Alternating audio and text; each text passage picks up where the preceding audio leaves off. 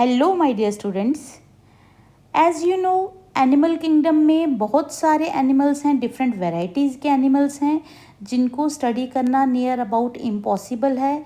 सो इनकी स्टडी को कंफर्टेबल बनाने के लिए इन एनिमल्स को डिफरेंट ग्रुप्स में डिवाइड किया गया है जिनको कहते हैं फाइला। और इन फाइला को स्टडी करने की सीरीज़ में हमने लास्ट वीडियो में स्टडी किया था फर्स्ट फाइलम को, दैट वाज पोरिफेरा। एंड आज हम सेकंड फाइलम को स्टडी करेंगे। इस फाइलम का नाम है सिलियंट्रेटा, जिसको निडारिया भी कहा जाता है। So my dear young friends, welcome you all in my channel Biology Wit, and I am Yogita Gupta. Without wasting any time, let's start today's class. Students, phylum Coelenterata, जिसको Cnidaria भी कहा जाता है, basically ये old time में इसको phylum कहा जाता था सिलेंट्रेटा को, बट आजकल इसको एक टर्म कहा जाता है जिसमें 2 फाइला इंक्लूड की गई हैं, जो हैं नाइडेरिया और टीनोफोरा। आज हम नाइडेरिया के बारे में बात करेंगे और अगले वीडियो में हम टीनोफोरा के बारे में बात करेंगे। अब सिलेंट्रेटा को एक फाइलम कंसीडर नहीं किया जाता है, उसको एक ग्रुप या एक टर्म मान लो। और निडारिया और टीनोफोरा वो 2 फाइला हैं जो सिलेंट्रेटा में इंक्लूड की जाती हैं। सिलेंट्रेटा जो वर्ड है वो एक ग्रीक वर्ड है, जिसको रोमेनाइज्ड वे में देखा जाए, रोमन लैंग्वेज में देखा जाए तो एक कोइलॉस वर्ड है जिसका मीनिंग होता है होलो, और एंट्रॉन मीन्स इंटेस्टाइन। ऐसे एनिमल्स जिनमें बॉडी कैविटी हॉलो होती है, उनकी बॉडी कैविटी अंदर से खोखली होती है, जैसे यहाँ पर आप हाइड्रा को देख रहे हो, अंदर से बॉडी कैविटी आपको नज़र आ रही है ना, बिल्कुल हॉलो जैसी। तो those animals are known as coelenterates. तो क्योंकि जो निडारियंस हैं और जो टीनोफोरा हैं, उनकी दोनों में उनकी बॉडी कैविटी जो है वो हॉलो होती है, तो इसलिए उनको एक ग्रुप में रखा हुआ है जिसका नाम है सिलियंट्रेटा। अब आपको समझ आ गया कि सिलियंट्रेटा जो है वो उसमें वो एनिमल्स आएंगे जिनकी हॉलो बॉडी कैविटी होगी, और एक और उनका फीचर होगा कि उनकी बॉडी में एक ही सिंगल ओपनिंग होगी और कोई और दूसरी ओपनिंग नहीं होगी, और वो ओपनिंग जो है that is encircled by tentacles. उसके आगे पीछे क्या लगे होंगे, जैसे हेयर लाइक स्ट्रक्चर्स, मूंछों जैसे स्ट्रक्चर्स लगे होंगे जिनको बोलते हैं टेंटिकल्स। नाउ ये जो निडारियंस होते हैं ये एक्वेटिक एनिमल्स होते हैं और ये मैरीन होते हैं। एक्वेटिक तो आपको पता ही है, ये मोस्टली वाटर में रहते हैं, और मैरीन मीन्स ये these are found in sea water. अब ये सिसाइल भी होते हैं बच्चों, और फ्री स्विमिंग भी होते हैं। सिसाइल होते हैं जो एक सबस्ट्रेटम के ऊपर, एक किसी भी जगह के ऊपर, किसी भी स्टोन के ऊपर चिपक के खड़े रहते हैं, वो चिपक जाते हैं लाइक प्लांट्स। ये देखो इस पिक्चर में देखो कि ये जो सी एनिमोन है ये सिसाइल है। और फ्री स्विमिंग आपने मूवीज़ में भी देखा होगा, बड़ी सारी जेली फिशेज़ होती हैं जो बड़ी ब्यूटीफुली स्विम कर रही होती हैं मेरीन वाटर में, तो ये सिसाइल भी हो सकते हैं बच्चों, और फ्री स्विमिंग भी हो सकते हैं। नेक्स्ट कैरेक्टरिस्टिक इनका है, they are radially symmetrical. Radially symmetrical वो एनिमल्स होते हैं, ये हमने पहले भी पढ़ा था लास्ट वीडियोज़ में, कि ये वो एनिमल्स होते हैं जिनको आप किसी भी प्लेन में काटो तो वो 2 इक्वल हाफ्स में डिवाइड हो जाएं, उनको बोलते हैं रेडियली सिमेट्रिकल। यहाँ पर देखिए, आप इस हाइड्रा को देखिए, यहाँ पर इसको आप चाहे तो आप इस प्लेन में काटें, चाहे इस प्लेन में काटें, चाहे ऐसे या ऐसे, तो ये किसी भी प्लेन में हम इसको काटें तो it can be divided into 2 equal halves. तो this is radially symmetrical animal. Now they exhibit tissue level of organization. Poriferans जो थे वो क्या शो कर रहे थे, सेलुलर लेवल, क्योंकि उनके सेल्स तो थे, क्योंकि उनकी बॉडी तो सेल्स से ही मिलके बनेगी, बट उनके जो सेल्स थे वो इंडिविजुअली फंक्शन करते थे, उनका अपना अपना काम था, वो डिवीजन ऑफ लेबर नहीं शो करते थे। मगर यहाँ पर जो सेल्स हैं वो टिश्यू की फॉर्म में, ग्रुप की फॉर्म में एक ही काम करते हैं इकट्ठे होके। इनको हम कहेंगे tissue level of organisation show करने वाले organisms. Now they are diploblastic. Diploblastic क्या होते हैं, जिनकी बॉडी जो है, जिनकी जो बॉडी कैविटी है उसमें 2 लेयर्स हों, एक एक्टोडर्म और एक एंडोडर्म। 2 लेयर्स वालों को बोलते हैं डिप्लोब्लास्टिक। उनके बीच में मीजोडर्म नहीं होती है, उसकी जगह पर मीजोग्लिया होती है। मीजोग्लिया सेल्स की लेयर होती है, ये यहाँ पर आपको शो हो रही है। नाउ और then they are acoelomates. Acoelomates means इनके बीच में कोई, इनकी बॉडी के अंदर सिलोम वाली कैविटी जो है वो प्रेजेंट नहीं होती है, so they are known as acoelomates. No, जैसे कि मैंने आपको पहले बताया कि सिलियंट्रेट्स वो हुए ऐसे ऑर्गेनिजम्स जिनकी बॉडी कैविटी जो है वो हॉलो होती है। यहाँ पर भी डायग्राम में देखो आपको ग्रीन कलर की ये हॉलो कैविटी जो है यहाँ नज़र आ रही है अच्छे से। नो, इस कैविटी को कहते हैं गैस्ट्रोवेस्कुलर कैविटी। इसको कहते हैं गैस्ट्रोवेस्कुलर कैविटी। ये एक ट्रू कैविटी नहीं होती है, बस ये ऐसे ही बनी है सिर्फ 2 काम करने के लिए, या तो टू फैसिलिटेट डाइजेशन, खाने को डाइजेस्ट करने के लिए, and to transport the nutrients, so that जो भी खाना यहाँ से ऊपर से आए वो पूरे पार्ट्स में डिवाइड हो सके। इस कैविटी का यही काम है। अब इस गैस्ट्रोवेस्कुलर कैविटी के ऊपर एक सिंगल ओपनिंग लगी होती है। ये सिंगल ओपनिंग है, इनका ये भी एक करैक्टरिस्टिक फीचर है निडेरियंस का कि इनके पूरी बॉडी में एक ही ओपनिंग है, वही इनका माउथ है, वही इनका एनस है। और इनके माउथ, वो जो ओपनिंग है उसको माउथ कहते हैं या ओरल टिप कहते हैं, और या इनको उसको हाइपोस्टोम कहते हैं। यहाँ पर डायग्राम में देखो ये हाइपोस्टोम आपको नज़र आ रहा है, ये वाली कैविटी। नाउ ये जो कैविटी है ये सराउंड होती है, इसके आगे पीछे जो होते हैं सेंसरी टेंटिकल्स लगे होते हैं। यहाँ पर ये आपको टेंटिकल्स नज़र आ रहे हैं। इस कैविटी को इन्होंने सारी साइडों से घेरा हुआ है। डाइजेशन जो होती है इसमें वो एक्स्ट्रा सेलुलर भी होती है और इंट्रा सेलुलर भी। इंट्रा सेलुलर का मतलब होता है सेल के अंदर, एक्स्ट्रा सेलुलर मीन्स सेल्स के बाहर। तो दोनों टाइप की डाइजेशन इनमें फूड पार्टिकल्स की देखी जाती है। Now next, the name Cnidaria is derived from cnidoblasts or cnidocytes. Students, Cnidaria जो टर्म है वो नाइडोब्लास्ट से ड्राइव की गई है, जिनको हम नाइडोसाइट्स भी कहते हैं। ये नाइडोब्लास्ट या नाइडोसाइट्स जो हैं ये स्मॉलर स्ट्रक्चर्स होते हैं, जैसा कि यहाँ पर आप डायग्राम में देख रहे हो। टेंटिकल्स के ऊपर बिल्कुल स्मॉल डॉट लाइक, ऐसे डॉट लाइक स्ट्रक्चर्स बने हुए हैं जिनको नाइडोब्लास्ट कहते हैं या नाइडोसाइट्स कहते हैं। इस एक नाइडोब्लास्ट का मैंने मैग्नीफाइड व्यू या एनलार्ज्ड व्यू दिखाया हुआ है। इन नाइडोब्लास्ट के अंदर स्टिंगिंग कैप्सूल्स होते हैं जिनको कहते हैं नेमेटोसिस्ट्स। ये येलो कलर का जो आपको यहाँ पर नज़र आ रहा है that is called stinging capsule, ये, और इसको हम नेमेटोसिस्ट भी कहते हैं। और इसका काम है प्रे को या शिकार को कैप्चर करना और उसको पैरालाइज करना।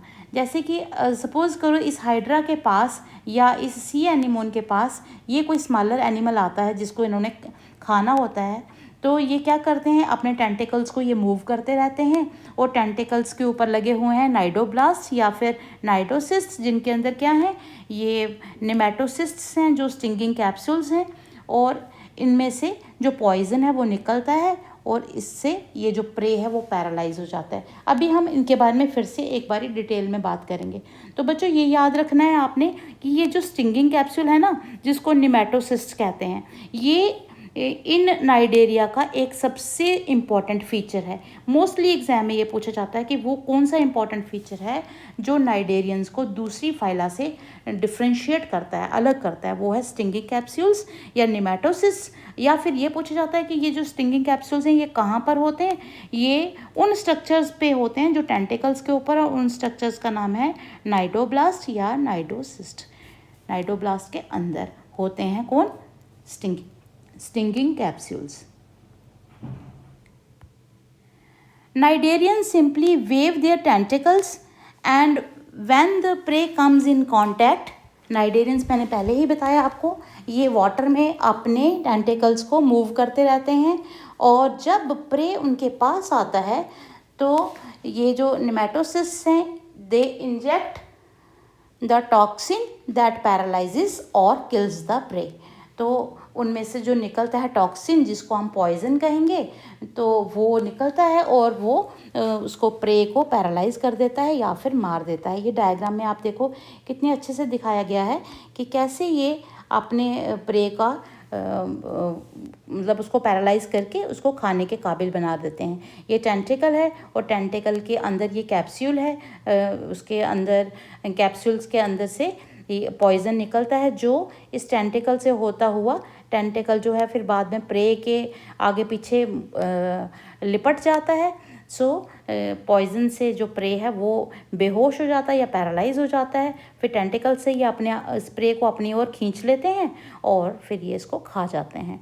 सो cnidoblast are used for anchorage, defence और फॉर कैप्चर ऑफ प्रे।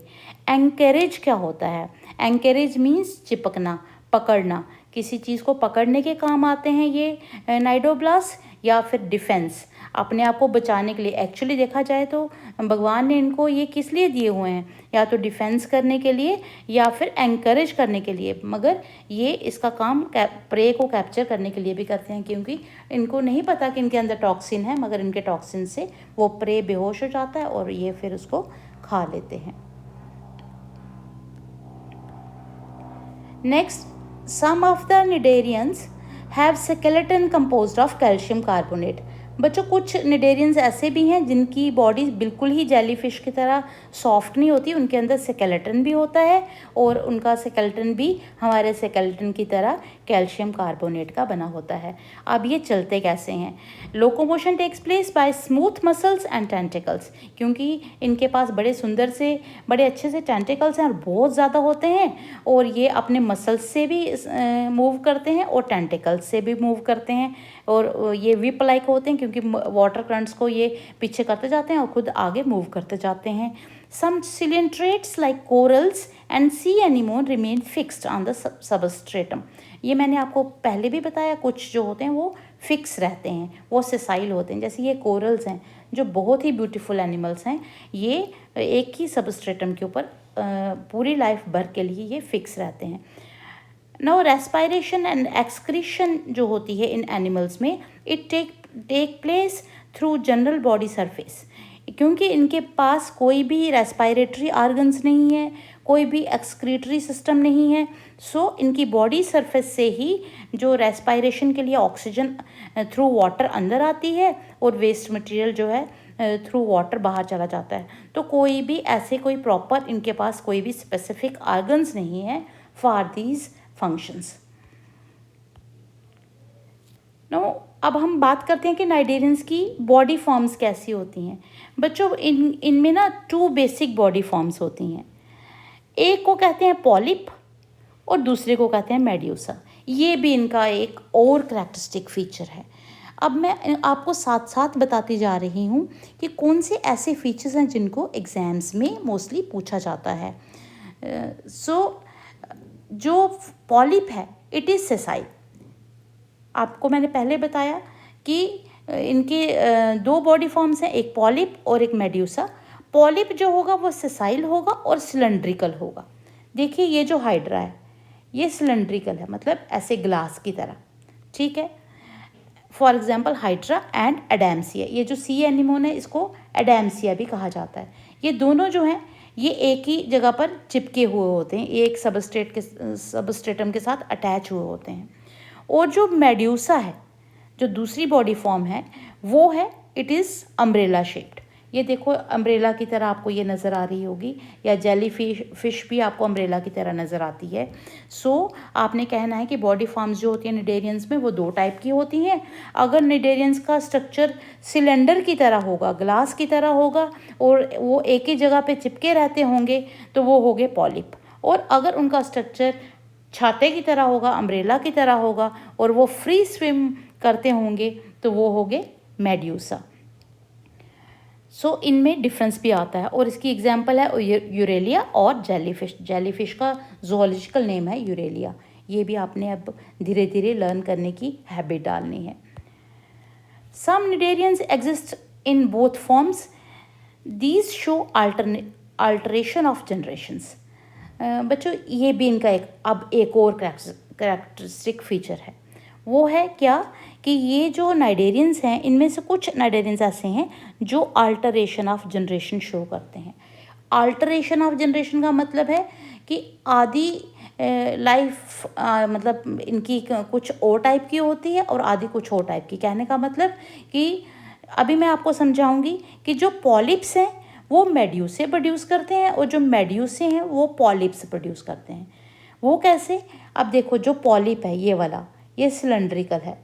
जब ये एसेक्सुअली रिप्रोड्यूस करता है, जब इसकी बॉडी का कोई भी पार्ट अपने आप थ्रू बाइनरी फिजन या फ्रेगमेंटेशन गिर जाता है, जब ये एसेक्सुअली रिप्रोड्यूस करता है, कौन? पॉलिप। तो इसका ये जो बॉडी पार्ट है, एसेक्सुअली जब ये इसने रिप्रोड्यूस किया, इसके बॉडी पार्ट ने धीरे धीरे अडल्ट का रूप ले लिया। अंडरस्टूड? अब ये जो अडल्ट है ये बन जाता है फ्री स्विमिंग, जैसे यहाँ पर बन गया, ये जेलीफिश बन गई, मेड्यूसा।